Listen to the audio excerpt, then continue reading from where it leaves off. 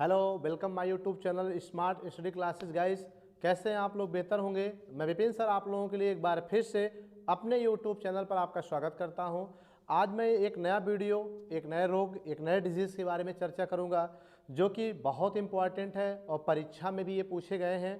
और आपको अनुसार उठाइए और देख लीजिए कि ये क्वेश्चन पूछे गए। ठीक है, मोस्ट इंपॉर्टेंट कह सकते हो आप। ठीक है कि नहीं? Very most important question for examination. ठीक है, कौन सा? मलेरिया। तो आज हम इस वीडियो में मलेरिया के बारे में डिस्कस करेंगे कि मलेरिया क्या होता है, क्यों होता है, लक्षण क्या है, उपचार क्या है और इसका प्रभाव क्या होता है हम लोगों पर। इसके बारे में हम पूर्ण रूप से इस वीडियो में सीखेंगे गाइस। ठीक है, तो सभी लोग एक बार वीडियो को लाइक कर दीजिए, कमेंट भी कर दीजिए, फिर हम वीडियो को चल रहे स्टार्ट करने। ठीक है, सभी लोग फटाफट कर दीजिए। तो आइए देखते हैं मलेरिया क्या है। ठीक है, मलेरिया को अगर हम गाइस संधि विच्छेद कर दें तो मल धन एरिया होता है। ठीक है, मल का मतलब होता है कचरा या गंदगी। ठीक है कि नहीं? या मलिन एरिया माने क्षेत्र होता है, अर्थात गंदगी वाले क्षेत्रों में सबसे पहले वैज्ञानिकों का ऐसा मानना था कि जहाँ पे गंदगी होती है वहाँ के लोगों में ही सिर्फ ये रोग पाया जाता है और उसका प्रमुख कारण वो गंदगी होती है। ठीक है गाइज, लेकिन बाद में पता चला कि ऐसा नहीं है। यह रोग एक मच्छर द्वारा, ठीक है कि नहीं, प्रोटोजोआ को हमारी बॉडी में पहुंचा देने के कारण ये रोग होता है। ठीक है, इसीलिए उसका नाम मलेरिया रखा गया था, मलधन एरिया कारण गाइस। ठीक है, आइए देखते हैं मलेरिया क्या है। मलेरिया को बेटा जोड़ी बुखार के रूप में भी जानते हैं। इसे हम क्या कहते हैं? जोड़ी बुखार। मैंने पहले ही बताया था कि अगर आपको बुखार के साथ ठंडी लग रही हो तो समझ लीजिए वो जोड़ी बुखार अर्थात वो क्या है? मलेरिया है। समझ में आई बात? नहीं। अब यह है क्या? यह एक प्रोटोजोआ जनित रोग है, अर्थात प्रोटोजोआ के प्राणी द्वारा होने वाला रोग है जो Plasmodium vivax, that's important point. Malaria प्रमुख रूप से किससे होता है बेटा? प्रोटोजोआ के प्लाज्मोडियम वाइवेक्स नामक प्रोटोजोआ के कारण ये रोग होता है। ठीक है कि नहीं? और यह एक विश्वव्यापी रोग कह सकते हो। विश्वव्यापी का मतलब मलेरिया सिर्फ इंडिया में नहीं पाया जाता है, सिर्फ जापान में नहीं पाया जाता है, सिर्फ चीन में नहीं पाया जाता है, बल्कि यह रोग पूरे विश्व में क्या है? सदियों, 100 वर्ष, सैकड़ों वर्ष पहले से ही क्या हो रहा है? फैलता चला रहा है, जिससे हजारों लाखों लोग क्या हो गए हैं? मारे गए हैं। इसका उचित उपचार होने के बावजूद भी आज जागरूकता के अभाव में आज भी हजारों लोग मारे जाते हैं प्रतिवर्ष। तो ये एक घातक बीमारी कह सकते हो। बहुत लापरवाही करने पर यह क्या होता है? जान भी ले लेता है। ठीक है, तो यह एक विश्वव्यापी रोग है, अर्थात पूरे विश्व में यह रोग पाया जाता है, पूरी दुनिया में पाया जाता है, जिससे प्रतिवर्ष करोड़ों लोग, कितने लोग? करोड़ों लोग क्या होते हैं? मर जाते हैं। और यह मादा एनाफिलीज मच्छर, ठीक है, कौन सा मच्छर? मादा एनाफिलीज मच्छर के काटने से फैलता है गाइस। ठीक है, तो मलेरिया जीवाणु से नहीं होता है, विषाणु से नहीं होता, मक्खी से नहीं होता है, बल्कि मलेरिया किससे होता है? मच्छर, एक प्रकार का मादा एनाफिलीज मच्छर है। यह मच्छर हमारे शरीर में जब काटता है खून चूसने के लिए तो उसी दौरान ये क्या करता है? प्लाज्मोडियम वाइवेक्स नामक प्रोटोजोआ के हमारी बॉडी में, खून में क्या करता है? इंटर कर देता है, जिससे वो प्लाज्मोडियम वाइवेक्स हमारे शरीर के रक्त से जाकर लीवर में क्या करता है? अपना प्रचुरोद्भवन करता है, अर्थात जनसंख्या को बढ़ा करके लाल रुधिर कणिकाओं को नष्ट करने का कार्य करता है। ठीक है गाइज, तो ये आपका हो गया मलेरिया का सामान्य परिचय। अब उद्भवन काल की बात करें तो जैसे मतलब कोई मच्छर काट रहा है तो काटने के कितने दिन बाद हमें जोड़ी बुखार या मलेरिया रोग होने की संभावना होती है। ठीक है, तो याद रखना कि प्लाज्मोडियम वाइवेक्स की कई प्रजातियां होती हैं जो मलेरिया फैलाती हैं। कुछ प्रजातियों में उद्भवन काल 12 दिन में होता है। ठीक, कुछ प्रजातियों का मानव में इस रोग का उद्भवन काल 14 दिन होता है और कुछ में अधिकतम 28 दिन का उद्भवन काल होता है। ठीक है, मतलब अधिकतम कितने दिन का होता है? 28 दिन का उद्भवन काल मलेरिया का होता है। ठीक है, अब जिसमें मनुष्य को मच्छर काटने के 30 मिनट बाद यह परजीवी क्या होता है? मानव के रक्त में निकलकर यकृत में चले जाते हैं, लीवर में चले जाते हैं। अर्थात जैसे मच्छर आपको काटा तो काटने के 30 मिनट बाद ही ये क्या होते हैं? रक्त में जाकर, रक्त से निकलकर लीवर में चले जाते हैं और लीवर में जाकर के अपनी संख्या में तेजी से क्या करते हैं? वृद्धि करते हैं, जिसके बाद आरबीसी पर आक्रमण करते हैं। ठीक है, जब अपनी संख्या में वृद्धि कर लेते हैं तो क्या करते हैं? आरबीसी अर्थात लाल रुधिर कणिका को क्या करते हैं? उसमें जो हीमोग्लोबिन होता है उस पर आक्रमण करके हीमोग्लोबिन को भक्षण कर लेते हैं, खा लेते हैं, जिससे क्या होता है? रक्त की कमी भी हो जाती है गाइस। ठीक है, तो यहाँ मैंने लिखा हीमोग्लोबिन को खा जाते हैं। ठीक है, अब आता है मलेरिया का प्रभाव। ठीक है, मलेरिया का प्रभाव क्या है? What are effect on your body when you are affected the malaria. आप जब मलेरिया से पीड़ित हैं तो आपको कौन कौन सा रोग होता, कौन कौन सा प्रभाव पड़ता है। तो ये रहा मलेरिया का उद्भवन काल। अब हम बात करते हैं मलेरिया का प्रभाव के बारे में, ठीक है, बॉडी पर क्या प्रभाव पड़ता है।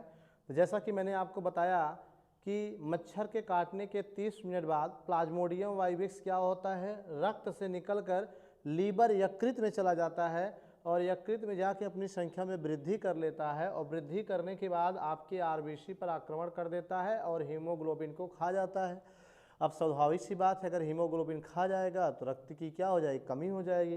तो यहाँ पर मैंने दिया पहला प्रभाव कि मानव में आरबीसी नष्ट हो जाएगी या आरबीसी की कमी हो जाएगी, जिससे खून की कमी हो जाएगी, एनीमिया, खून की कमी को एनीमिया कहते हैं, एनीमिया से क्या आएगी। और आगे और अगर सही उपचार सही समय पर ना हुआ तो पीलिया भी होने के चांसेज होते हैं, ठीक है। और फिर जो नेक्स्ट है वो है कमजोरी और घातक अवस्था में मृत्यु हो जाना। अगर आपको मलेरिया हुआ है तो अगर उसका सही समय पे ट्रीटमेंट नहीं कराओ गाइस तो ये क्या होगा, घातक अवस्था में पहुँचेगा और वहाँ पर आपकी मृत्यु भी हो सकती है, ठीक है। तो ये रहा मलेरिया का प्रभाव। अब बात आती है मलेरिया के उपचार के बारे में। तो इसका एक ही उपचार है, तो इसका प्रमुख उपचार सिनकोना एक प्रकार का पौधा है, ठीक है, जो बर्मा, श्रीलंका और इंडिया के कुछ ही भागों में पाया जाता है। इसी सिनकोना नामक पौधे की छाल जो होती है, बार्क, छाल से कुनैन नामक औषध प्राप्त की जाती है, ठीक है कि नहीं। यही औषध क्या है, मलेरिया रोग में प्रभावी होता है, ठीक है कि नहीं। अब इसके अलावा जो मैंने आपको बताया था, दूसरे में बात करें क्लोरोक्वीन औषधि, मार्केट में इसे क्लोरोक्वीन औषधि के नाम से जानते हैं, ठीक है। किस नाम से जानते हैं, क्लोरोक्वीन औषध के नाम से जानते हैं, ठीक है। यही औषध क्या है, मलेरिया का प्रभावी औषधि है। और हाँ, क्लोरोक्वीन औषधि को मलेरिया में जब भी यूज़ किया जाता है दूध के साथ यूज़ किया जाता है। पहले आपको 1 पौआ दूध पी लेना है, पीने के बाद फिर मलेरिया की एक क्लोरोक्वीन औषध लेना है, जो मार्केट में रिसोचिन, एमाक्विन, क्लोरोक्वीन नाम से आती है। ये दवाएं दूध पीने के बाद आप खाइएगा, जिससे क्या होता है कि दूध जब आप पेट में आंत में जाता है तो इसके जो प्लाज्मोडियम वाइवेक्स हैं ये सब एक जगह पे दूध खाने के लिए आ जाते हैं और उसी समय पहुंचती है दवा, जो उन्हें क्या करती है, दूध में घुलकर उनके पेट में जाकर उन्हें मार देती है, ठीक है। जिस तरह से मलेरिया रोग ठीक हो जाता है 2-3-4 दिन का समय लगता है, ठीक है गाइज। तो ये आपका मैंने अभी मलेरिया उद्भवन काल, प्रभाव और इसके उपचार के बारे में पढ़ा। नोट करिए, फिर हम इसके और आगे पढ़ाने जा रहे हैं। तो नोट कर लिया होगा आप लोगों ने। अब हम चलते हैं मलेरिया की रोकथाम कैसे की जाए और क्या क्या प्लान सरकार द्वारा बनाए गए हैं मलेरिया को रोकने के लिए इंडिया में, उसके बारे में हम चर्चा करेंगे, ठीक है। What are plan to check up malaria in India by government, Indian government. तो आपको यहाँ पर मलेरिया की रोकथाम कैसे किया जाए, इसके लिए सरकार ने क्या प्लान बनाए हैं, हम उसको बताने चल रहे हैं कि मलेरिया की रोकथाम के लिए राष्ट्रीय मलेरिया उन्मूलन योजना चलाई गई है, ठीक है। ये पूछा जा सकता है पेपर में कि मलेरिया उन्मूलन के लिए चलाए जाने वाले अभियान का नाम बताइए, तो आपको याद होना चाहिए। तो मैं यहाँ पे बता दिए कि इसके लिए राष्ट्रीय मलेरिया उन्मूलन योजना, ठीक है, नेशनल मलेरिया इम्प्लांटेशन प्लान, ठीक है, अर्थात राष्ट्रीय मलेरिया उन्मूलन योजना, जिसे संक्षिप्त में NMEP कहते हैं, ये चलाई गई भारत में। और इस उन्मूलन योजना के अंतर्गत 3 विधियां प्रयोग की जाती हैं मलेरिया को ख़त्म करने के लिए, ठीक है। जिसमें पहला है मच्छरों का संहार करना। सबसे पहला इस आंदोलन या इस योजना का जो मुख्य उद्देश्य है मच्छरों का संहार करना, अर्थात मच्छरों को खत्म करना या नष्ट करना, पहली चीज़। क्योंकि जब मच्छर नहीं रहेंगे तो मलेरिया नहीं होगा, इसलिए मच्छरों को ख़त्म करना बहुत ज़रूरी है। जिसके अंतर्गत पहला आपका क्या है, DDT का छिड़काव करके, ठीक है। मतलब जहाँ पर आपके आसपास पानी भरा हो या गंदगी हो, जहाँ पर मच्छर पनप सकते हैं, ऐसे स्थानों पर कीटनाशक दवा DDT या कोई अन्य कीटनाशक का आप छिड़काव करेंगे बराबर, तो वहाँ पर मच्छर नहीं पनपेंगे, जिससे मच्छर के नई जनरेशन अंडे या नए बच्चे पैदा नहीं होंगे, जिससे मच्छरों की समाप्ति या संहार करने में हेल्प होता है। DDT क्या है बेटा, DDT का पूरा नाम होता है डाइक्लोरोडाइफेनिल ट्राइक्लोरोएथेन, ठीक है। यह प्रथम कीटनाशक औषधि है जिसका प्रयोग प्राचीन काल में बहुत किया जाता था कीटों को मारने के लिए, लेकिन ये पर्यावरण के बहुत घातक होता है, इसीलिए इसका प्रयोग बहुत कम या सीमित कर दिया गया है। लेकिन फिर भी यह एक प्रकार का कीटनाशक है जिसका छिड़काव करने से गंदगी स्थानों पर मच्छर या कोई भी कीट पनप नहीं पाते। ठीक है, तो ये आपका हो गया पहला संहार करना। दूसरा, जल भराव को रोकना चाहिए। जल भराव का मतलब अगर हमारे आसपास गड्ढा है तो उसमें गड्ढे को भर देना चाहिए जिससे उस पर पानी ना रुके। ठीक है कि नहीं, और हमारे आसपास नाली का जल जमा हो रहा है उसकी उचित व्यवस्था की जाए। ठीक है, क्योंकि यही जल जहाँ रुकता है उसी मच्छर अपने अंडे देते हैं, और अगर आपका घर उसके आसपास है तो उस अंडे से निकले बच्चे, शिशु मच्छर आपको ये रोग फैलाएंगे। ठीक है। तीसरा है, तालाब में गैम्बूस या मिन्नोज, ट्राउट, मछली डालना चाहिए। ठीक है, मछली डालना चाहिए। इससे क्या होगा कि जो ये तालाब में गैम्बूस या मिन्नोज, ट्राउट मछली होती हैं, ये मछलियाँ इस मच्छर के लार्वा को चट कर जाती है, अंडे को खा जाती हैं, जिससे पानी में मच्छर के लार्वा विकसित नहीं हो पाते। ठीक है। फिर पानी में कीड़भक्षी पौधों का प्रयोग करना चाहिए, जैसे यूट्रिकुलेरिया, मतलब कीड़भक्षी पौधों का प्रयोग करने का मतलब क्या है, कुछ पौधे ऐसे बेटा जो कीटों का भक्षण कर लेते हैं। क्यों? क्योंकि उनको नाइट्रोजन की पूर्ति कीटों से होती है। तो ऐसे यूट्रिकुलेरिया जैसे जलीय पौधों को हम क्या करें, जलाशय में छोड़ देते हैं, तो ये भी मच्छरों के अंडों को खा जाता है, चट कर जाता है, जिससे कीट पनपने नहीं पाते हैं। अब आता है बेटा रोगों से बचाव। ठीक है, मलेरिया रोग से बचाव कैसे किया जाए। बचाव का मतलब क्या है कि जैसे मलेरिया ना हो तो क्या किया जाए। तो आपको पता है, मैंने पहले ही बताया था बेटा, लाख रोगों की एक दवाई साफ सफाई। साफ सफाई, तो यहाँ पर सबसे पहली चीज़ साफ सफाई बहुत ज़रूरी है। अपने घर की साफ सफाई, अपने आसपास की साफ सफाई, अपने छत पे रखे सामानों की साफ सफाई, कूलर में रखे पानी वगैरह को पर डे बदलना, ये क्या है, साफ सफाई रखना साफ सफाई के अंतर्गत आता है। तो अगर हम बराबर साफ सफाई करेंगे तो हमारे यहाँ मच्छर नहीं पनपेगा आसपास, और हम मलेरिया रोग से बच जाएंगे। दूसरा क्या है, घरों को ऊंचाई पर बनाकर। ठीक है, अर्थात जो हमारा घर होना चाहिए वो ऊंचाई पर थोड़ा होना चाहिए, नीचे या खाल या फिर लो पर नहीं होना चाहिए। इससे क्या है कि मच्छर ऊंचाई स्थान पे ज़्यादा क्या करते हैं, भागते नहीं हैं, तो आपको वहाँ पर मच्छरों की पहुँच कम होगी और आपके मच्छर आपके आसपास कम आएंगे। फिर बेटा मच्छरदानी का प्रयोग करके, आप लोग जान ही रहे हो कि मलेरिया मच्छर से होता है ना। होता तो प्लाज्मोडियम वाइवेक्स नामक प्रोटोजोवस, लेकिन उसकी बॉडी में कौन पहुंचाता है उसे, मच्छर पहुंचाते हैं। अगर हम मच्छर से बचे रहें, मच्छरदानी लगा लें, तो हम मच्छर से बच जाएंगे और मलेरिया से भी बच जाएंगे। इसलिए सोते समय मच्छरदानी का प्रयोग जरूर करना चाहिए। फिर आता है मच्छर प्रतिघर्षी क्रीम लगाकर।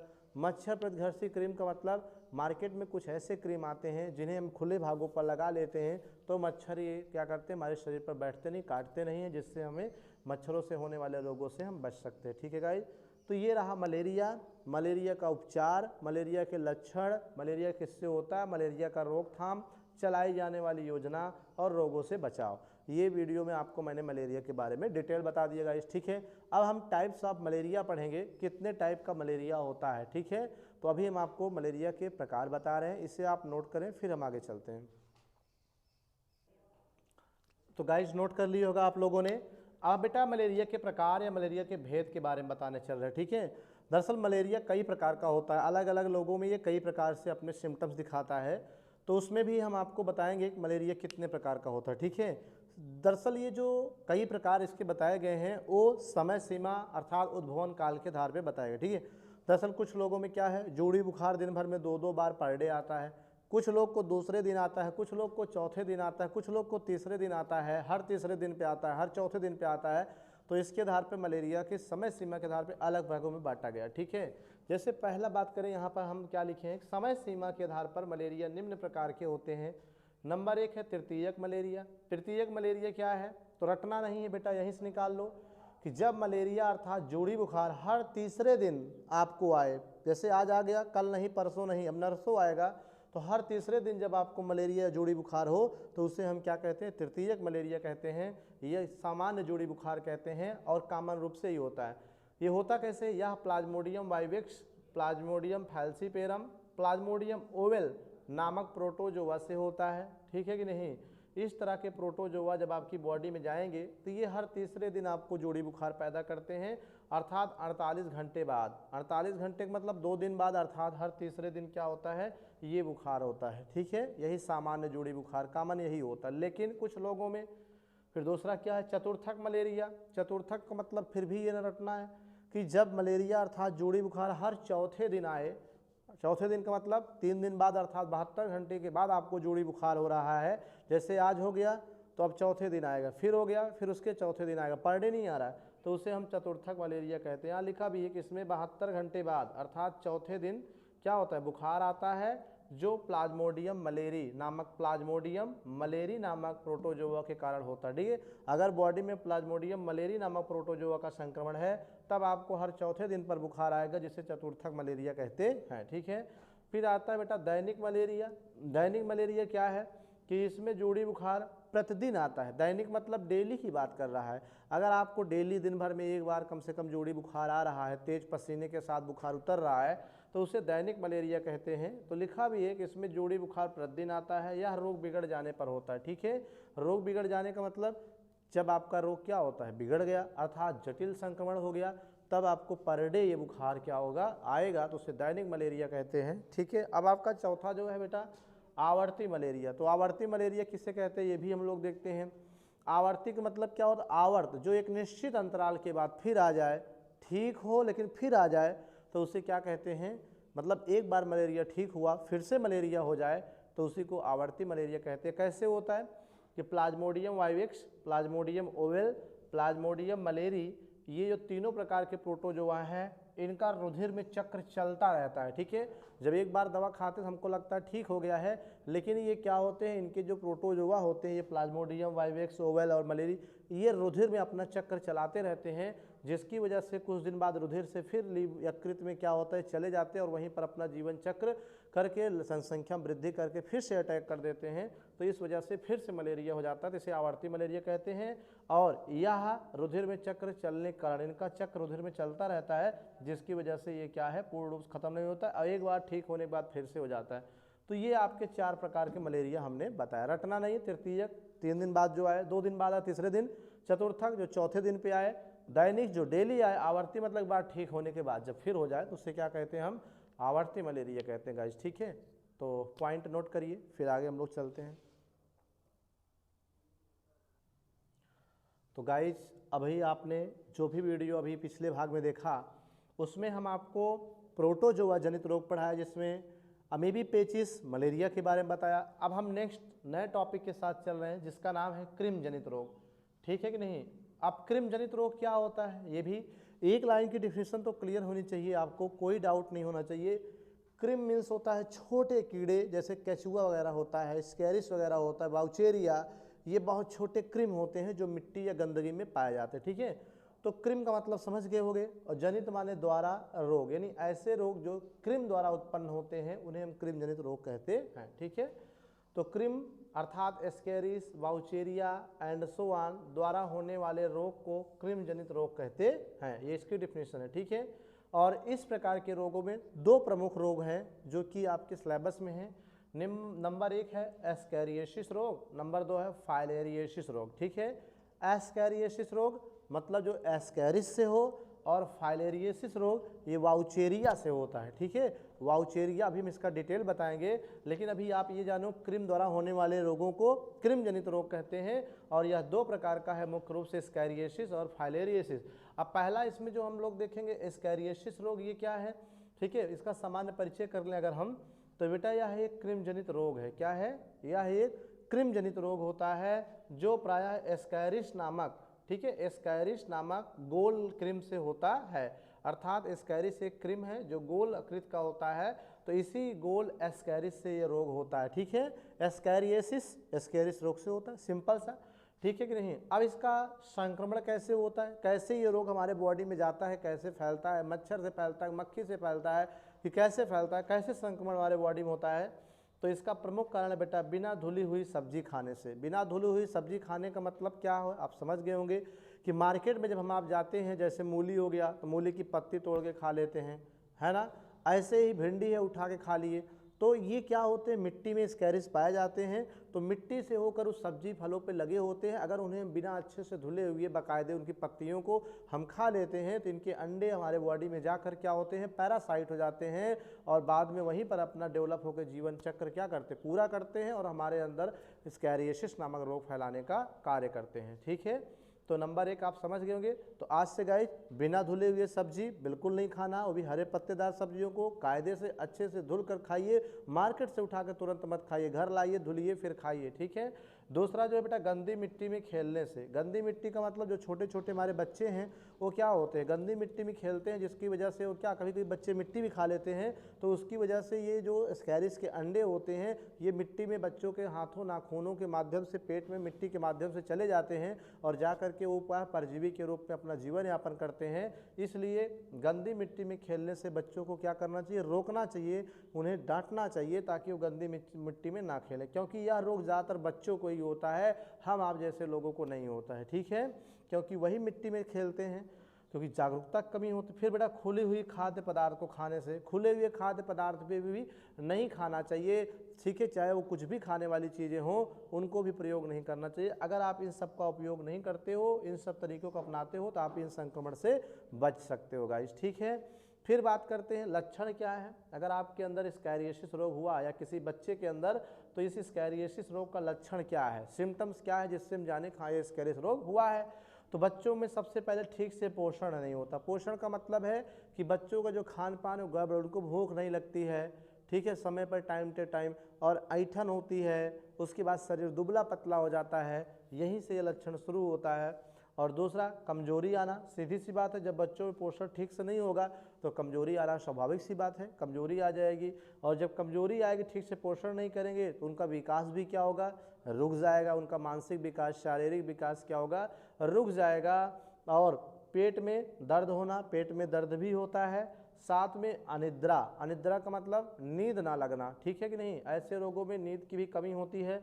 और दस्त भी होता है, दस्त मतलब जान ही रहे हैं आप लोग, बताया गया है, दस्त का मतलब टॉयलेट। और वमन, वमन माने उल्टी करने का मन करता है, ऐसे लगे जैसे उल्टियाँ ही ना रहा हो, वोमिटिंग हो रही हो, ठीक है, वमन होता है। और घबराहट भी होती है कभी कभी बच्चों को, और ऐंठन हुई होती है, ठीक है।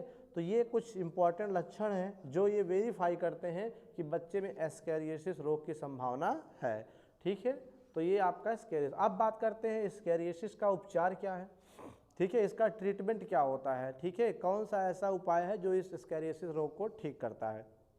तो याद रहे, ठीक है, इसमें होता क्या है, सबसे पहले चीज़, मार्केट में बहुत सारे ऐसे टैबलेट्स आते हैं या कुछ ऐसे पीने की दवाइयाँ भी आती हैं जिनका उपयोग करके हम अपने शरीर में या बच्चे के शरीर में हो रहे इस स्कैरियोसिस के संक्रमण का क्या कर सकते हैं, खात्मा कर सकते हैं, ठीक है। और आपने देखा होगा कहीं हो सकता है जो भी भाई वीडियो देख रहे हैं इनमें किसी को बचपन में क्या हो, दवा खाने को मिली हो। सरकारें भी समय समय पर आपके आंगनबाड़ी कार्यकर्ता एएनएम के माध्यम से घर घर जाके कीट की दवा बांटती हैं 6 महीने पर, और अगर 6 महीने पर, हर 6 महीने पर कीट की दवा खा ली जाए 5 साल तक या 3 साल तक, तो भविष्य में हमें इस रोग के होने के चांसेस नहीं होंगे, क्योंकि वह दवा आपके पेट में, आपके शरीर में जो इसका अंडे या इसके शिशु का परिवर्धन हो रहा है उसे मार के पूर्ण रूप से खत्म कर देती है और आपको इस रोग से क्या करती है, सुरक्षित रखती है, ठीक है गाइस। तो जो पहला है स्कैरियोसिस रोग का उपचार, तो इसमें चीनोपोडियम का तेल का प्रयोग करके, ठीक है, ये मार्केट में आपको आसानी से मिल जाएगा कि चीनोपोडियम का तेल आता है, अगर इसे ले करके उस बच्चे को हम पिला देते हैं, लगाना नहीं है चीनोपोडियम का तेल हम त्वचा पे लगा दिए तो हमारा ये रोग ठीक हो गया, ऐसा नहीं है, ठीक है।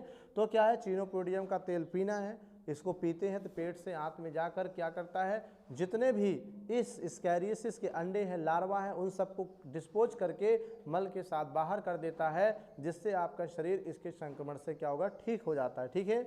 या मार्केट में टैबलेट्स हैं डिमेटोड और मेबेंडाजाल, ठीक है, डिमेटोड, मेबेंडाजाल और जेंटिल जैसी औषधियाँ या टैबलेट्स भी मार्केट में आसानी से मिल जाएंगी। संभवतः कुछ भाई बहन को ये निमेटोड, मेबेंडाजाल, जेंटिल औषध का नाम भी पता होगा।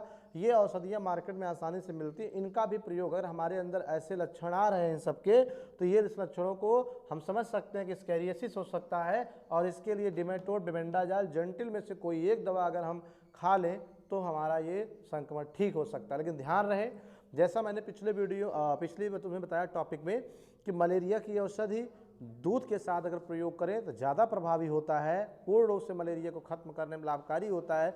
उसी प्रकार से जो स्कैरियोसिस होता है बेटा, इसे जिसे सामान्य भाषा में हम लोग कहते हैं केचुआ पेट में पड़ गया है, तो जो केचुआ कहते हैं पेट में पड़ गया है ना, उसी बीमारी को विज्ञान में स्कैरियोसिस कहते हैं, क्योंकि यह स्कैरियोसिस केचुए की तरह ही बहुत छोटे छोटे होते हैं, ठीक है। बच्चों के, छोटे छोटे बच्चों के दस्त में वाइट कलर के ये रहते भी, अगर कभी ध्यान से देखे हो तो वही बड़े होकर के क्या करते हैं, आंतों में पूर्ण संख्या में वृद्धि होकर बड़े होकर क्या करते हैं, भर जाते हैं, जिसकी वजह से बच्चों में बाद में ये इनके शिशु, इनके अंडे रुधिर के माध्यम से किडनी में, लीवर में, अग्न्याशय में, मस्तिष्क में भी पहुंच जाते हैं, जिससे कि बच्चे की मृत्यु भी हो सकती है। इसलिए इसे हल्के में ना लें, ठीक है। इसके लिए जो भी औषधियाँ बताई गई इनका प्रयोग करें। लेकिन हाँ, एक बात मैंने कहा बेटा, मलेरिया की औषध 2 से लेनी चाहिए, ज़्यादा प्रभावी है।